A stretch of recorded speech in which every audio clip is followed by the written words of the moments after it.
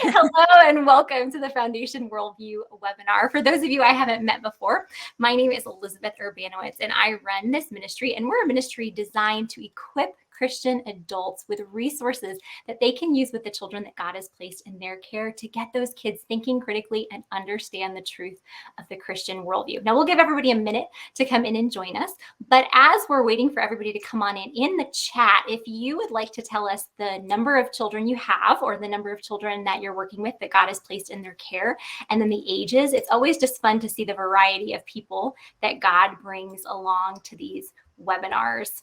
So, and just as another thing at housekeeping, we're going to have a time of live Q&A for the last 15 to 20 minutes of this webinar. And if you are interested in asking a question, if you look at the little questions tab at the bottom right hand side of your screen, you can type your question in there. And we've set it so that no one can see anyone else's questions. So if you go in there and you're feeling shy about asking a question, just go and ask it because nobody can see it anyway. So see a bunch of people, 3 kids, 12, 9, and 6, 2 girls, mom of a 5-year-old son. Oh, then a mom of 4, another mom of 3. We have some moms of teenagers, some moms of really little ones. Oh, it's always so much fun to see all of the children that are impacted through these different avenues that we have. So just again, my name is Elizabeth Urbanowicz. I run Foundation Worldview, and I'm so excited that you joined us today for the session on equipping ourselves in the busy season of parenting. Now, several months ago, I had a friend who has 3 little ones, 4 and under, and she found out that she was pregnant with their 4th. And I gave her a text one morning and just asked her how she was doing, how she was feeling. And she texted me back and she says, well, it's been pretty crazy for the last few weeks. And she told me that it's been crazy because she's had morning sickness. And she says every time she goes in the bathroom to be sick, her 4-year-old decides that now that he's potty trained, that's a great time to use the bathroom right there. So as she's leaning over the toilet, he's pulling down his pants. And then she said her 3-year-old, who loves to mimic her, is off dry heaving in the corner. And her 1-year-old is off on the couch crying because mommy just left. She's like, that is my life right now. And I thought, oh my goodness, what can I do to help you in this season? And I know that many of you have experienced different seasons in parenting like that. And sometimes parenting can just feel so overwhelming because there's so many different facets to it. So that's why I'm really excited for the conversation that we're going to have today.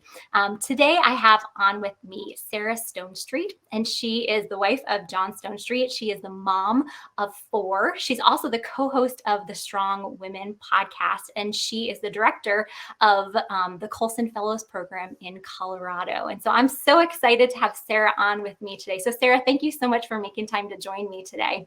Yeah, thanks for having me. It's so fun to see all the ages of kids over there. I have 4 kids, and I'm seeing some of you that have similar scenario to me. I've got 3 teenage daughters, 16, 14, and 12, and then surprise attack little 4-year-old boy. So that has been exciting. So I'm looking for who can resonate with me over on the side chat thing.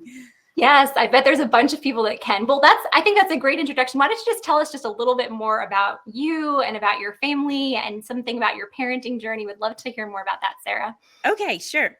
Well, you just stop me if I start going too detailed about things or go into the wrong side note that you don't want to go into. But yeah, I grew up, only child, grew up in a Christian family, and so 4 kids for an only child feels huge, right? Yeah, I can imagine.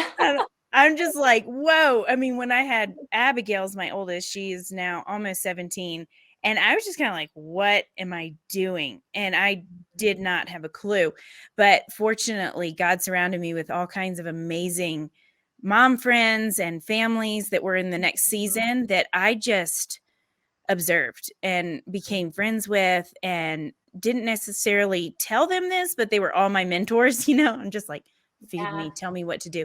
And God in his great mercy just shaped my heart during those early years of mothering, which I feel I'm just still in the thick of it. But anyway, all that to say, so yes, I'm married to John Stonestreet, who is a fantastic, wonderful man, and such a good dad.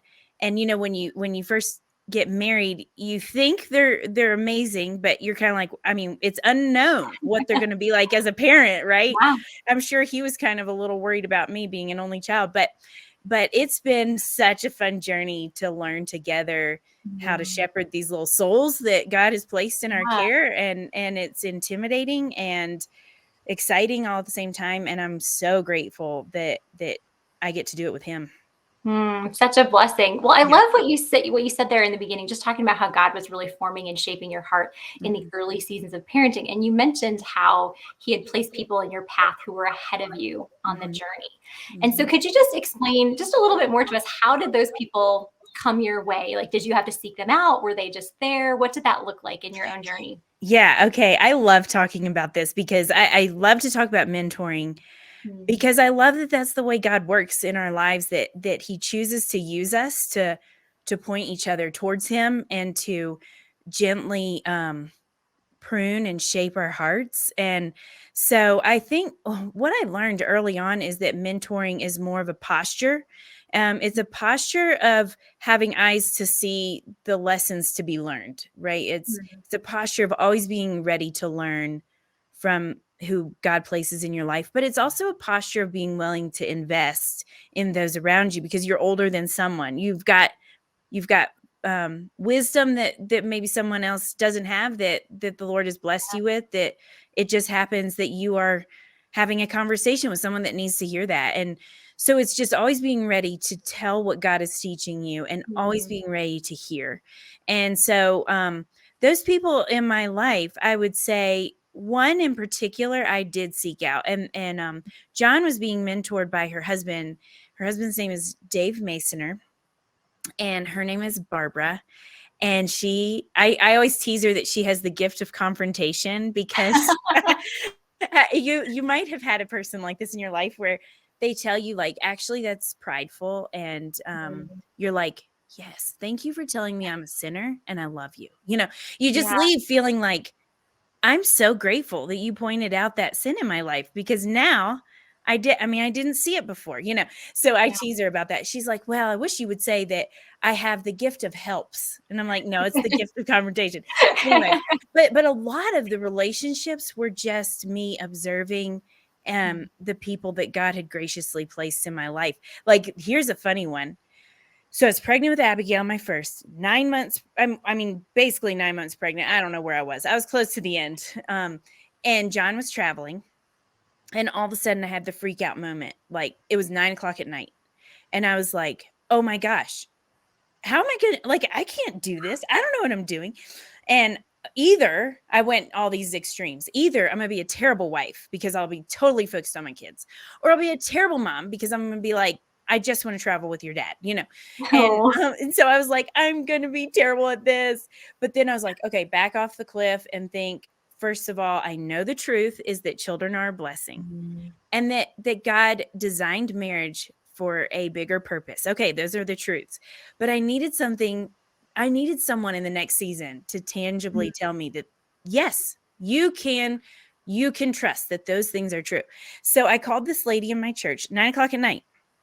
And this lady, her name was Sue Pettit. And so if she's listening, I hope that you feel encouraged that you changed my life. But so she was the kind of lady at church that I just loved to watch her. Like, her and her husband were just obviously a team.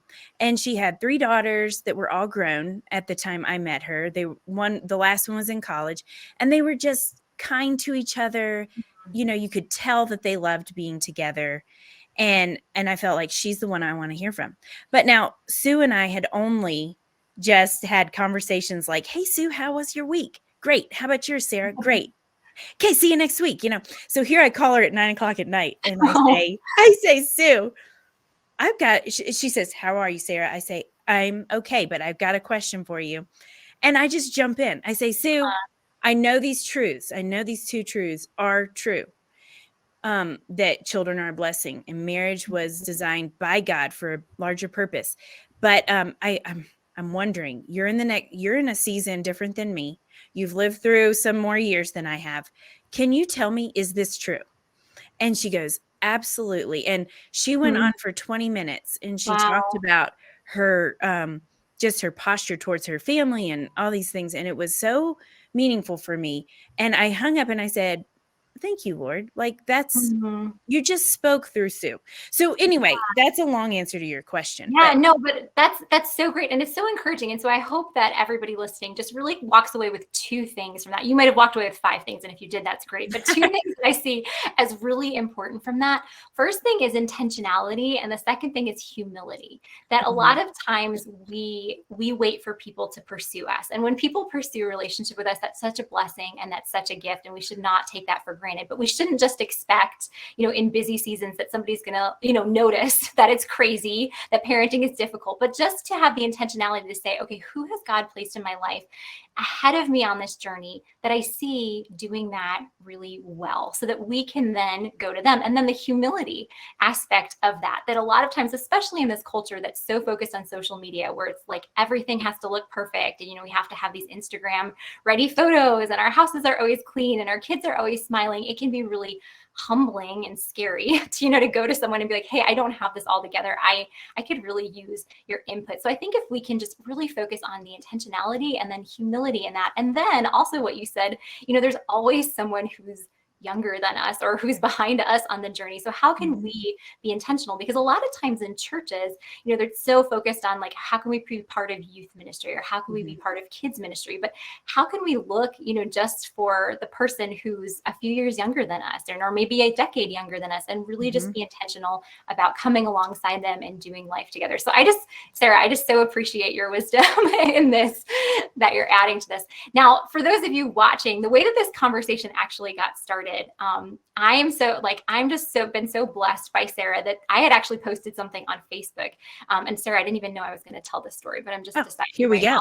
I had posted something on Facebook that Sarah saw and she disagreed with. And rather than being just like the average person and just, telling me in 10 sentences why I was wrong, she just privately Facebook messaged me and was like, hey, like I saw your post. Thanks so much for that. Have you ever considered this? And then she and I jumped on a Zoom call to talk through it. And I just felt like I learned so much from her on that Zoom call. And I was like, man, I need to ask if she can come on the Foundation Worldview webinar. And one of the things I was so impressed with was just her attitude towards equipping herself, to really love God and love others and be a good mom in, the busy season of parenting. So I wanted to ask you, Sarah, a lot of times parents feel just like, I have to put everything on hold, like all I can do right now is just raise the children, like this is a lot of work. So I just wanted to ask you, from your experience, both parenting your 3 girls who are a little bit older now, and then your son who's a little bit younger, are parents at a disadvantage when it comes to things like practicing spiritual disciplines, reading quality literature, continuing to grow, different areas like that? Do you see parents as being at a disadvantage there? Yeah, thank you for that question. And I love to talk about this because I've been so encouraged by, speaking of mentors, just encouraged by mentors too, in this area. So let me just back up a little bit and say, I went to a Christian school growing up who didn't necessarily do Christian or school fantastically. Okay. And so I didn't really catch the love of learning until college. And I had, I just remember the place that I was sitting when I had a history professor. I had to take Mississippi history because that's where I was. Okay. And I had a history professor and I thought, this is going to be the most lame class. And all I had really experienced of history was my history teacher in high school would just read the textbook. Well, that's super boring. Like that doesn't paint it as a picture of a story, And so anyway, I'm like, oh, it's going to be lame. And so I'm sitting there and the professor walks in and he sits on his desk, notes spilling out all over the place. And he just starts to tell the story. And I was like, oh, duh, it's a story. So anyway, that's where I really feel like it was that class that made me go, oh, I've got so much to learn. I want to learn more. And, but anyway, fast forward now, the Christian school that I went to, we read some good literature, but I don't remember, and this could just be because I wasn't mature enough to really engage well with it. I don't remember it being like a real robust discussion. I remember it being like comprehension questions. So I was like, this is also boring. Anyway, so I'm getting sidetracked, but I remember when I said, "Ooh, I've got so much to learn." Actually, there's so many ways I could start this question. Let me start it this way. First of all, I got married super young. I was 20. Okay. John is 6 years older than me. So and John's super smart and amazing. And so he was already speaking and hanging out with these world changers. And then here I am like, how's the weather? And so I decided, okay, first of all, I don't want to just talk about the weather. I want to learn because I want to engage in these conversations and I'm very intrigued by them. So I just started asking questions. Questions will keep you engaged with every conversation. So if you find yourself in a conversation with someone you feel like I cannot hang with where this person is, then just start asking questions and be legitimately curious. So a couple questions I keep in my back pocket for a situation like this. What are you reading? Tell me, why'd you choose that book? That takes you deep right away. Or what is your favorite project? So, some of these people who are actually like doing lots of important things at that time, I was like, what's your favorite project and what got you interested in that? Of course, I'm not asking it so bullet pointish. It's a conversation. But here's another one. And this one actually was hard at first. I have never thought of that before. Tell me what I should read to learn more. That one's hard because it's very humbling. Yeah. Like, and it's a little risky because maybe everybody else has thought of this and you're the only one that has never engaged with this thought. That's okay. Like, just people love to teach. They love to tell you what they know, right? Yeah.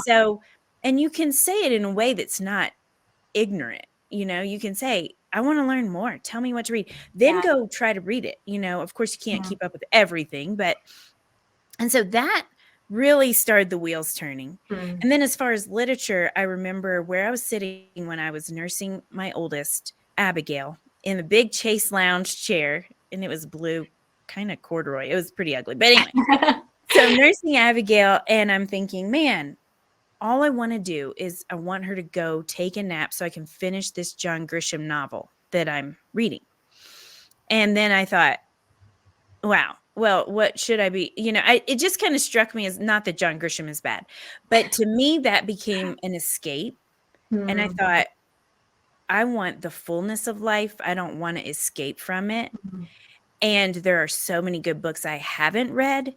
So I decided, I said this to myself. Okay, there's too many good books. So I am only going to choose books that dive me deeper into life, meaning like the human condition, wrestling with the big questions, honest look at humanity, like let's take this out, Brothers K, where he wrestles with all of the human condition, or Anna Karenina. I never can say it. I always say Karenina. I know what you're talking about. Yeah, exactly. So like I'm reading her book. I'm reading that book by Tolstoy, and I'm judging Anna like 3/4 of the book until I realize, oh, whoa, some of those longings are in my own heart. So I wanted books that were going to confront me, challenge me, and encourage me to live a life alongside Christ. And so I'm not going to read books that make me want to escape. I'm going to read books that dive me deeper into life. So I'd started doing that. And then tell me if I'm talking too much, because I can go on with this. Okay. So then I listened to this wonderful lecture by Susan Weissbauer, who is she's a historian. She's written Story of the World. Some of you homeschoolers might be familiar with that. And I was listening to one of her lectures where she said, the title was How to Train Yourself Classically While You're Teaching Your Children. And that's the route of education we've pursued with our own kids, is the classical education, which is, I just fall in love with it more and more because it's the whole person idea, which we're going to come back to, because here's where our own education comes into things when we talk about the whole person. But let me just quickly sum up what the aha moment from Susan. So she said, set aside time, short spurts at first. Like if you're just getting into reading hard things, you're going to need a minute. to develop that muscle, which I was like, thank you. I'm not the only one. And then she said, but set aside, start with 15 or 20 minutes, pick something that's challenging and stick with it. You may only get through a paragraph, but stick with it because your mind will grow. You will be able to handle more as you go along and practice this habit. Now, you set aside that 15 or 20 minutes and 100% guaranteed your kid's going to start crying. You know, like you have a baby, you say nap time, this is when I'm going to do it. And she said, what could possibly be going on with the baby? Like, you know, obviously make sure they're not dying. Right. But if they're just, you know, waking up early or whatever, 20 minutes is not going to do them in. It's not going to damage them. You won't have to pay for counseling later. But keep that 20 minutes sacred because that same child 16 years later says, Mom, why did the Germans fall into the seduction of Hitler? Now, you may not have an articulate answer at that moment, but if you have practiced the habit of lifelong learning, you can say, let's learn together. And you'll be able to have those tools because you've developed that skill in yourself. And so that was really influential to me. Yeah. But I have more to say. But yes, Can I pause you there for a second? Because I want to make sure that everybody is really catching the importance of this. Like two things that I heard, you know, like when you had that aha moment on the Chase Lounge, you know, where you're like, oh, I'm just looking to escape. You know, probably today, the John Grisham novels of today, again, not trying to, you know, bash him, but it's probably Instagram or Facebook or anything else that it's just like, oh, this is a brain break. You know, like my baby's nursing or my kids are watching a show. Let me just scroll through mindlessly. Let's see what's going on. Where if we could then take that time and instead of saying, okay, this is going to be like my mind numbing scroll on my phone, but okay, this is actually going to be time where I'm building up muscle memory in learning how to read something that's challenging me, that growth there can be incredible. Because think about, I mean, most busy parents still make time for exercise. You know, a lot of moms, you know, after they have babies, just are counting down the days until they can go on a run again, you know, and they make sure that they get in that routine again to get their bodies fit. And it's the same with our minds. I was even thinking the other day, I'm in a very busy season of curriculum writing. So I haven't been diligent at reading over the past probably 6 weeks. And I just 2 nights ago, I pulled The Four Loves off my shelf by C.S. Lewis. And I started reading it and I was like, oh my goodness, like my mind muscles have atrophied. You know, I can tell that these 6 weeks of not, you know, like intensely reading something has actually caused that atrophy. But I thought, you know what, the great thing is that I can work to build that up again, just like you were talking about. So just really want to encourage parents. So let's just look at, okay, what are those, you know, mind numbing escapism moments that we have and how can we begin to replace those with quality literature that's actually training our minds. And as you said, Sarah, you know, like I love that you said, this is really preparing us for the questions that our kids are going to have, that this isn't just like, oh, I want to grow. And like, that's a great thing, you know, wanting to grow, but this is actually equipping us to do the job that God has called us to do in this season. So I interrupted you. So keep going on the journey. Okay. Well, and even bigger than that, though, let's think about just what is education for? Like in our current education system, this is across the board. I think there's just this attitude of like, let's learn the things so we can graduate. And that's a blanket statement. There are certainly schools that are nailing it and looking at it as a whole person. But I'd say for the most part, that mentality is kind of seeped into our own thinking of like, once we're done with school, we've learned the things. But if you think about it more as a holistic thing, you know, John Hodges says education is to learn to love the things worth loving. And think about how Augustine talked about rightly ordered loves.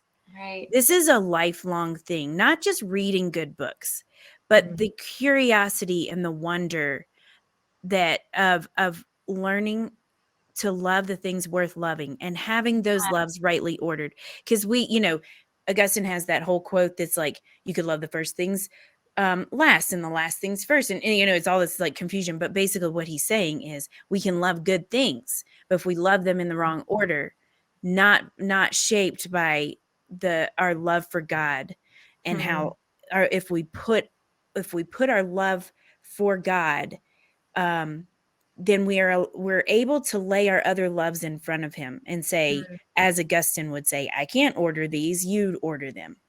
Right. And so, but also, if you think about the human soul, well, our human body needs nourishment, but so does our soul. And so, and our soul nourishes on the lovely things, Right. I mean, just the wonderful conversations, the beautiful art, poetry, reading good books, learning about history, because learning about history is learning how God has been faithful all along. Yeah. How when there's injustice, look around, because there's kingdom builders that are fighting for justice at those moments. And I think that's why we love World War II so much, because it's so starkly obvious. Those Right. are the evil guys. Look at these guys who are fighting for justice in the face of all kinds of odds, and that just encourages, which means to give us courage, kind of thing. But the other thing so now I just lost my train of thought, but Well, can I ask you a question in yes, there? go for it. Something that you said. So you've mentioned a couple times now about, educating or nurturing or speaking to the whole person. I don't think that's terminology that we use very often. So can you just dive deeper into that and explain what you mean by the whole person? Yeah. Well, okay. Let's see. How would I best describe this? I mean, I guess one kind of angle at this is that we never stop learning, because really the point of education is to know as we are known by God. He intimately knows us. And, the Hebrew word for to know that's used most for God in the Old Testament is yada, which is intimacy. That's also the word known for intimacy in marriage used for the intimacy in marriage. So if we want to know intimately, well, it's not less than reading our Bible, but it's not only reading our Bible, because to know God is to open up the whole earth. Because as Kuyper said, there is not a square inch in all of human existence that Christ doesn't point to and say, that's mine. And so when we want to know intimately our Lord and Savior, that opens to us a lifelong feast of beauty. And so when I think about, sorry, I'm not sure I'm answering the whole question, but let me follow this train and then we can come back to it. But when I think about how we can pass on the faith to our children and how we can teach them the good, true, and beautiful, I'm not thinking that I'm learning only to teach them. I'm thinking I'm learning because I'm in need of learning. And so I get to say, like in Psalm 34, where it says, oh, magnify the Lord with me. And then later in the chapter, it says, come and taste that the Lord is good. And taste and see. Just kidding. Not come and taste. You know where I was going. But it's an invitation. And it kind of circles back to our first, where we started this with mentoring, because I very much see that my relationship with my kids is that I am saying, you have got to join this journey. It's amazing. And I'm inviting you, come along with me. Let's magnify the Lord together. And so that's how I see it in my head, is that's more the whole person. There is not a category of learning, that's just book learning. Like in book learning, you should fall down to your knees and worship the God and creator of the universe. I was just talking with we go to an Anglican church, and one of the bishops in our church is mentoring me in theology, and is beautiful. But he was talking about his systematic theology professor in the seminary that he went to would be just talking about systematic theology, and then he would fall to his knees and cry because he was so overwhelmed at the beauty of reality that God has created. So that was a huge tangent that I just went on. Tell me And what I think your you did thoughts a good job in there explaining the whole person, that it's not that we're just going through this checklist of can we get these boxes checked off, but it's what do we do to really help both ourselves and our children get excited Mm-hmm. about discovering the world that God has created in every part of them, you know, mentally and physically and emotionally and socially. So I think that's a great definition of that, Sarah. A great explanation of that. Was there more that you wanted to say with that, or I can keep going with other questions? Oh, just keep going. I mean, yes, but I'll stop. Yeah. So just for those of you who are listening right now, I'm sure that you're very impressed with all that Sarah has said, because just as she's talking about, you know, mentoring her own children and mentoring others, she's just, you know, so naturally draws others into this excitement of, oh my goodness, there's so many things to discover there. So if you're finding this beneficial, really recommend that you check out the Strong Women podcast put out by the Colson Center, because Sarah is the co-host of that. And she has conversations like this on a weekly basis with other women who are in different stages of life along the journey. So highly recommend that you check that out. I know Jonathan will put a link to that in the chat so that you can go there and check it out if you're not already familiar with that. Just as a reminder, in about 10 to 15 minutes, we're going to transition over into a time of questions. So during this conversation, if you have had questions that you would like to ask Sarah about anything that she's mentioned, or maybe something she hasn't mentioned that you would just like to ask her, if you could put those in the questions bar, and then Jonathan will send them our way and we'll get to answering those. So one thing I wanted to ask you, Sarah, you kind of answered this a little bit before when you talked about just, you know, setting aside that 20 minutes and, you know, really guarding that time. Just how can really busy parents set achievable goals and realistic expectations when it comes to growth in these areas? Because I know we've all experienced, you know, that New Year's resolution phenomenon where we're like, oh my gosh, I'm so inspired, you know, I'm going to go change this. And then like, we're really good for like a week, maybe two. And then it like real life happens and we're like, yeah, this isn't going to happen. So what kind of things do you recommend for busy parents? Just realistic goals and expectations in this.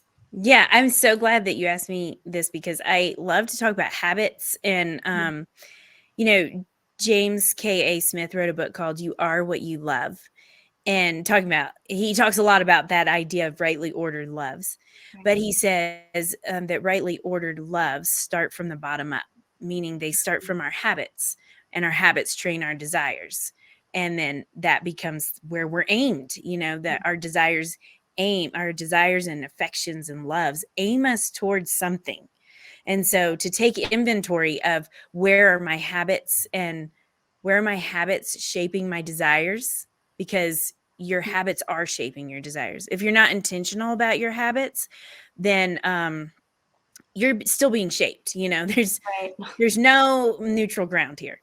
And so one encouragement I would say is, first of all, I think the worldly view of children has seeped into the Christian community in a way that's like, children get in the way of me pursuing X, Y, or Z.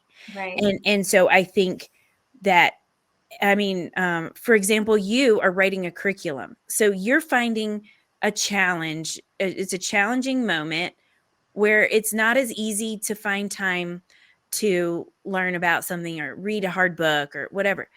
But like, you picked up the 4 loves and you made that little chunk of time. So I kind of joke that I'm a chunker when it comes to to reading. So I try to have, like, I've got poetry books in my bathroom, and I've got, you know, different things spread out throughout my house. And I will just be the first to admit that Facebook and Instagram do distract me. And during Lent, one of my disciplines is that I'm not checking Facebook till the end of the night after my kids have gone to bed. And I have not been perfect, but that's the point of Lent, because you're like, oh, I can't do this on my own, Lord. Right. But and not to shirk off that, but you know what I'm saying. So, but the goal is to wait till an appropriate time and check it on my computer, instead of it being so easy to just scroll. Yeah. Because what I'm finding is that I replace that with a prayer. Oh, I want to pick up my phone. I want to be distracted, but here I am before you again, Lord. Instruct my day, basically. And then also, like, you know, if you're waiting for noodles to boil, I mean, this is like super basic. I mean, kind of silly, but you're waiting. You have basically 8 minutes, you know, by the time you set your timer and the time you stir it a couple times, you're basically 8 minutes. That's a paragraph. So read, you know, keep a book right there, read something. And it may be something easier, or another. Just so I guess what I'm saying is, don't look for the hours that you're going to be able to sit and read Right. uninterrupted. That's not going to happen in certain seasons. But that doesn't mean you can't look for the chunks of time. It's amazing how I just made it through the space trilogy, C.S. Lewis's space trilogy, only reading 10 minutes before bed every night. Really? And I made it through. I don't know. It took me a couple months, but who's in a rush? That's the other thing, is like, who's in a rush? So the other thing I did that I feel very accomplished with is I read Dante's Divine Comedy. It took me an entire year. Who's Huh. in a rush? Nobody. And so I'm not doing it for a class. I just was curious. Mhm. And so I read a canto every day, mostly. Of course, I would miss a few days because it doesn't quite add up to a whole year. So, but I just tried to read. That was my goal, is try to read a canto a day. And so there's little, I think we want to go big or go home so much of the time. Right. Whereas we just need to see, what is the little habit that turns my heart again Right. in the right direction. And I could go on with different ideas, but I But I just think that paradigm makes so much sense that, Mhm. like, not sitting down and sitting down and saying, like, okay, I have this down, like, I'm going to read this for an hour every evening, or, like, Mhm. when my kids are during their nap, like, I'm going to do this for the whole hour and a half.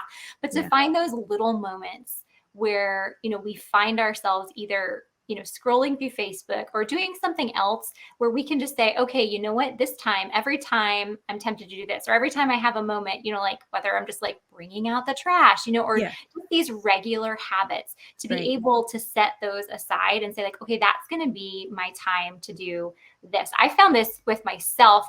My mentor right now has been encouraging me to memorize a lot more scripture. And so, like, Mhm. entire books of the Bible. And at first I was like, whoa, are you kidding me? Whoa. Um, Yeah. but similar to what you were talking about, like, I'm not going to sit down and memorize Ephesians in a week. But you know what? I can memorize a verse every day or every other day while Yeah. I'm brushing my teeth.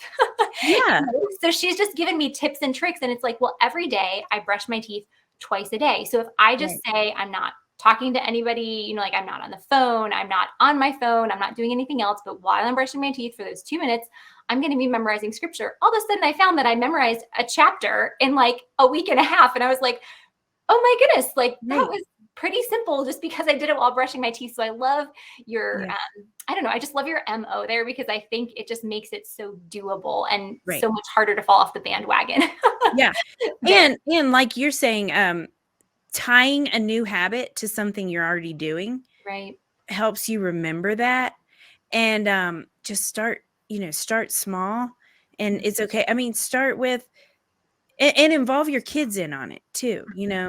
That's helpful too. Involve whoever's around you in on that little habit you're trying to form. And yeah, I mean, another thing, I can't remember who said this. I think it was James K. Smith in that book, but we are what we habitually do.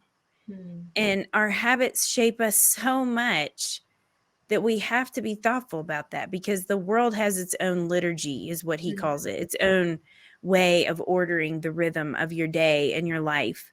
Yeah. So if you're just not thinking about it, you're going to fall into that pattern of what the world thinks is normal. And of course, we don't want to fall into that pattern. So we Yeah. have to think, okay, how do I mark this differently? Hmm. And so, yeah.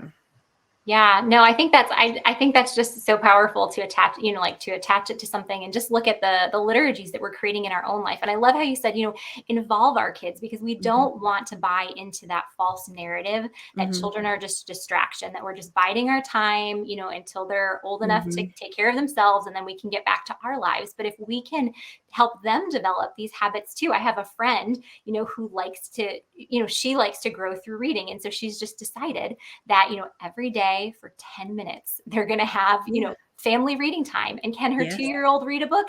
No, he can't. But, he can look at pictures and then be Uh-huh. able to tell her the story, either that he already knew or that he made up while he was looking at the Right. pictures. Yeah, it's so true. Yeah, And or I also, one more thing, sorry. I just keep thinking things. it's great. The other thing I do is I do love to learn. And so I'm always involved in some sort of structured learning. And right now it's this theology tutoring. And I'll tell my kids, oh my gosh, this is what I'm discovering. Or this, I mean, even Hunter is 4. And I won't go into the whole lesson, but we're reading this story in the Bible. His favorite story for 3 weeks, he wanted me to read it every single morning to him, is the man born blind. Okay. And he loved to say, I don't know. All I know is I was blind. Now I see. That's what he wanted to say. And then when Jesus comes back to the blind man and says, and the blind man says, who is this son of man or whatever? Mm-hmm. And Jesus, Hunter likes to say, you're looking at him, dude. But anyway, but I was learning through reading that every day for the 3 weeks. And I'm telling I'm like, oh my gosh, you guys, here's what I'm learning through this story. And it's not a forced thing. It's just a conversation. Like, just feel free to, they'll handle what they can handle, and they will grow into what they can't. And so, I mean, obviously not, there's some things not to talk to your kids about, but that aren't age appropriate, but you know what I'm saying? I'm getting at, I'm talking about what are you learning that you can share? And I'm telling you, when you share, and I like to share with friends and everything, but when you share, you learn it even more, because you've had to articulate that. And then it's going to stick in your head even better. As you know, Elizabeth, from teaching, that's what happens, right? Yep, that's really how we learn. And also, especially, like in the younger developmental stage, like 12 and under, the children that God has placed in our care, they end up loving what we love. Yes. And we can, like anything that we get excited about, they're going to get excited about. Like when I taught 3rd grade, one of the novel studies we would do every year, it just like subjectively, it was not my favorite. We did Farmer Boy, and I love the Little House series, but Farmer Boy, they just described so many meals. Like I thought, like if I have to hear about the quivering head cheese, like one more time, I'm going to throw up. But every year come February, I would just muster up this, we're going to do Farmer Boy. It's so exciting. And I would get excited about the food and about animals. And you would have thought Farmer Boy was just the most exciting novel on the planet, because the kids would just catch my enthusiasm, So when we get excited about these things, just, with the way that God has designed the child mind and the child heart, they're going to really love the things that we love in this stage. So, and they're also human and like us in pursuing our own formation.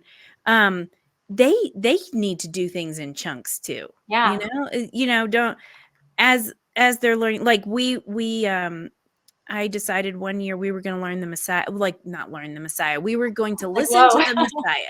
My kids were 6, 4, and 2. So I sit them down okay, now we're going to listen to the Messiah. It was way too formal. And they got to every valley, and they're like, what is happening? They crack up. They're totally not paying attention. But then I pivoted and realized they may not be ready to sit and enjoy the whole thing. But I would have it going on in the background all of Advent season. And still to this day, we do that. And maybe a couple years later, my oldest said, then at that time, she's 9. She said, I actually don't mind it so much.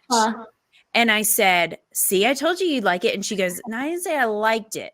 And I said, okay, but you should. And learning to love beauty sometimes takes practice. Yeah. It sometimes takes training ourselves to love that. And so now she loves it. All my kids love it. And like you say, it's because I love it. And I said, it's worth loving. So let's develop that. So anyway, that's another story. That's another important thing, that we're actually cultivating our own appetites and the affections of our heart, as well as our kids. Certain things, we can actually develop a taste for different kind of food and drink. Some things, I always laugh when people tell me coffee's an acquired taste. I'm not a coffee drinker, and I'm I'm not going to acquire a taste for it, but it's true. If I had black coffee every morning for the next 60 days, I would start to crave it. And so we just need to think about, how can we really cultivate the affections of our heart, right, and our mind, and our kids as well, towards the things that are good and true and beautiful. Yes. So we're gonna transition now into a time of questions, because we have a good number of questions. I don't know if we'll get through all of them. But before we transition into that time, just while everybody's still here, just wanted to let you know what's coming up at the Foundation Worldview webinar series in 2 weeks on March 22nd at 1 p.m. Central. We're going to have another webinar on helping our kids understand this historical significance and reliability of the resurrection. So we're going to do that in preparation for Easter. Just what are some activities we can do in our own home and ministry context to help our children understand that the resurrection actually happened and that that's what Christianity hangs on. And then next month at April 12th at 1 p.m. Central, I'm going to have my good friend Christopher Yuan on. He and I have actually been working on turning his book, Holy Sexuality and the Gospel, into a curriculum. And so I'm really excited to have him on. He's going to talk about bringing clarity to the concepts of sex, gender, cultural norms, and biblical roles. So would love to see all of you there for that. And so now we'll transition over into our time of questions. So the first one, Sarah, is it's talking about mentorship. So how do you get a mentor? How do you approach that person? How do you identify even who that person is and start a conversation? So just from your experience, Sarah, how would you recommend that somebody go about seeking out and approaching someone to mentor them? Okay. Well, I've done this wrong and scared people off before. So Barbara was my first official mentor. And it was very formal. We met once a week. We talked about things. We prayed about things. And then she was about to move. And so we started praying for, well, who's going to be my mentor next? So we both came up with the same name. And I went to this lady who was a friend. And I basically was like, will you invest in me for the rest of your life and tell me when I'm sinning? And she's kind of like, what? And I totally scared her because then she was such a fun person, but also wise. But then I think I intimidated her because then every time we would get together, she felt like I've got to talk about something serious, you know? Mm-hmm. So I realized, oh, that's not how I want to do things. But I think it's just sometimes maybe most of the time for me, it's an unspoken thing that I just ask them questions a lot. You know, I seek out certain people, and there's certain people that I ask about parenting and certain people I ask, you know, there's not like a one size fits all kind of mentor. Right. But like I said, I've learned more to just be ready to listen and try to think of questions that take the conversation deeper and see where it goes. I mean, it may turn into a formal thing, but it may turn into just, you know, who to talk to when you have questions about certain things. I don't know if that's helpful, but I mean, then there's just more of the traditional mentoring, which is you've identified someone, you could ask them, hey, I would really like to learn from you. Could we go through a book together or something like that? Now, I have reconnected with Barbara. There was a couple years where we were you know, I had littles. She was in a different state. Now she's in a different state. But I said, Barbara, we've got to reconnect. And she said, I'd love to. So we call each other once a week. And I'm so grateful. I'm just so grateful because we just jump right into the hard things, you know, and I'm not embarrassed to tell her the things I'm struggling with, and she's not embarrassed to tell me, oh, well, that's pride, you know, or whatever it might be. There's a plethora of things she calls out in my life. But well, I love how you set that up, Sarah, just in talking about both formally and informally, because I think a lot of times we think it does need to be this formal, structured thing. And not that there's anything wrong with that, but sometimes it can be difficult to find someone who's willing to invest that, you know, consistently in our life. Like I know that in the past, you know, I've approached a couple different women and they've been like, oh, that's great, but I don't have time for that in this season where, you know, if I had just taken your advice of going to them with questions, you know, maybe inviting them and their husbands over for dinner, you know, or seeing if we can meet up at Starbucks, you know, one time, I think I would have been able to grow a lot more rather than sitting down and being like, would you mentor me? You know, and like just really intimidating them. So, so for the woman who asked this question, you know, if you can even just identify some people in your life that you think, they're doing this well, or you know what, in 5 years and 10 years, I would really like to look like this. And then just start building a friendship. You know, it doesn't have to be a formal thing. It can just be, you know, questions in the foyer after church. It can be inviting that family over to your house for dinner, you know, just starting to build relationships, because I think that's something that, you know, especially in the United States, sometimes in the body of Christ, we're really lacking, that we're thinking of church as a service rather than a body. So even in your, you know, in your desire to build a mentor relationship, if you can just be really intentional about building relationships within the body of Christ, then you're going to really be a change agent, like not only in your own life for being mentored, but also in the local body of Christ that God has placed you in, for just developing this culture of being the body, and of discipling one another as we're called to do. Yeah.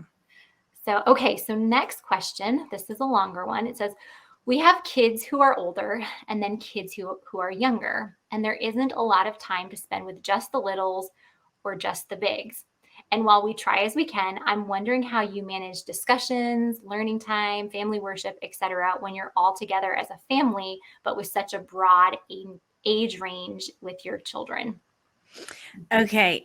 Well, it definitely keeps the humor, I mean, we are often in the middle of reading the Bible together, or reading. Right now we're doing this C.S. Lewis compilation of like preparing for Easter, and it's so good. So it has like scripture to read, and then just a C.S. Lewis thing.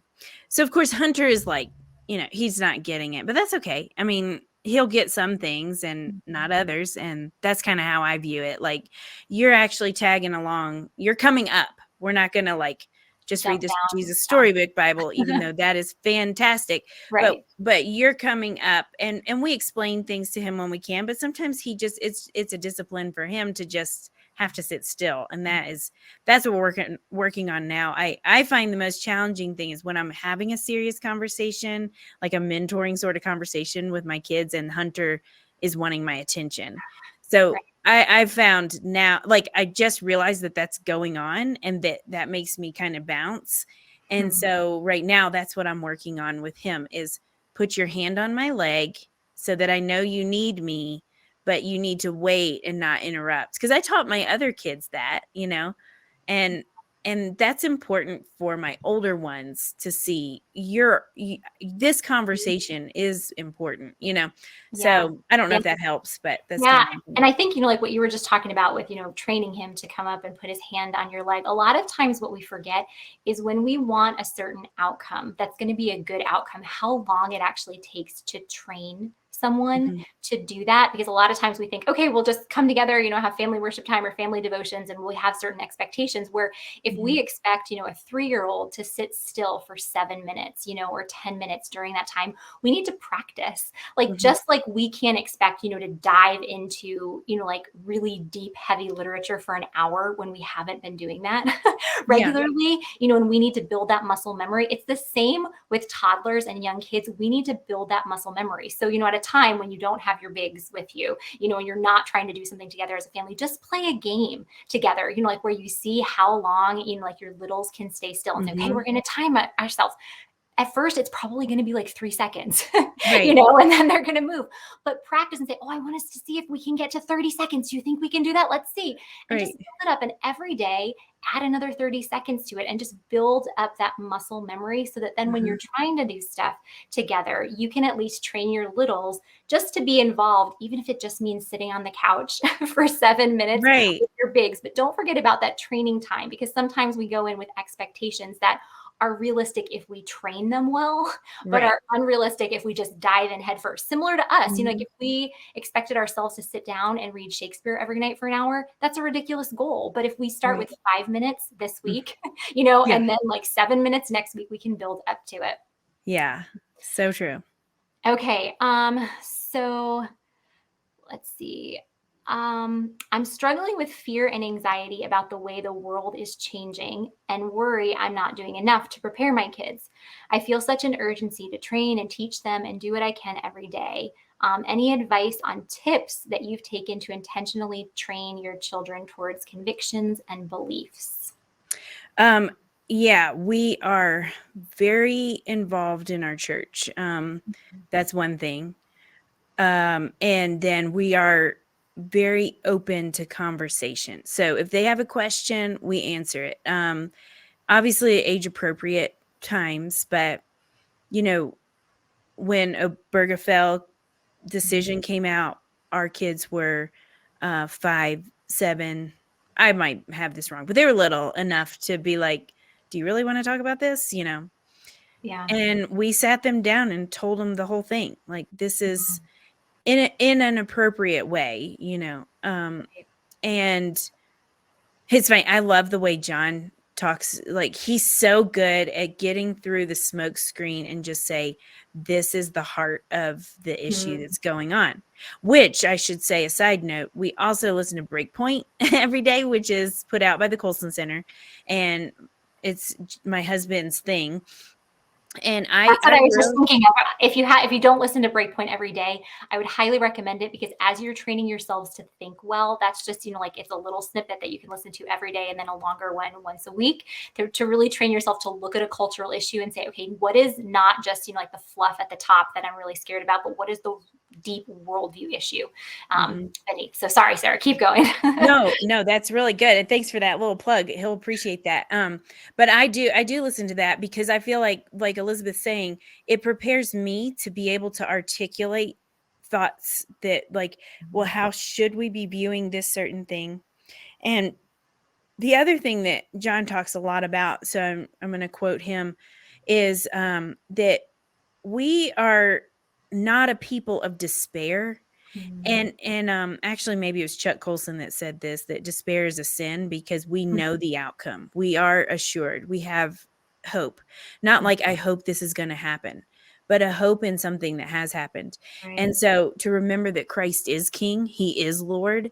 And even though it doesn't always feel that way in the moment, if we look at the huge story of history, it is true that Christ is risen, Christ is Lord, and Christ is coming again, and he will make all things new.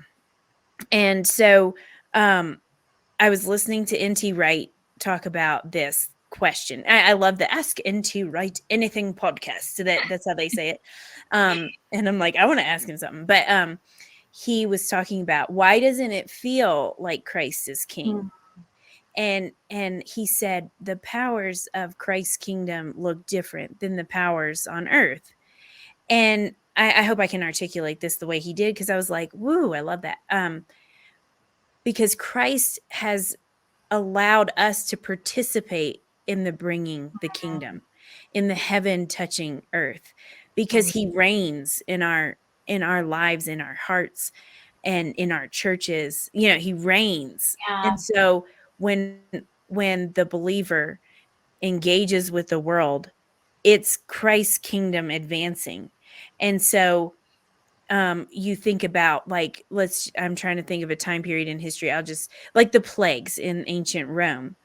Why didn't God just stop the plagues? Well, he didn't stop it like we think he should necessarily, or at the time we think he should. But you know what happened is the Christ followers, instead of fleeing the cities, they went back into the plague, and they helped the sick, and they helped and in fact, Christians survived at a larger rate. This is Rodney Stark wrote a book about, and where he tells this story. Christians actually survived at a larger rate because the Christians would turn around and take care of each other.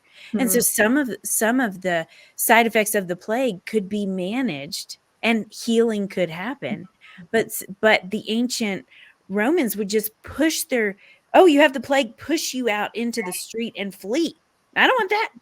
And so does that make sense? Like in some mysterious way, God is allowing us to participate in Christ's reign, and that we get to be part of that, promoting and flourishing.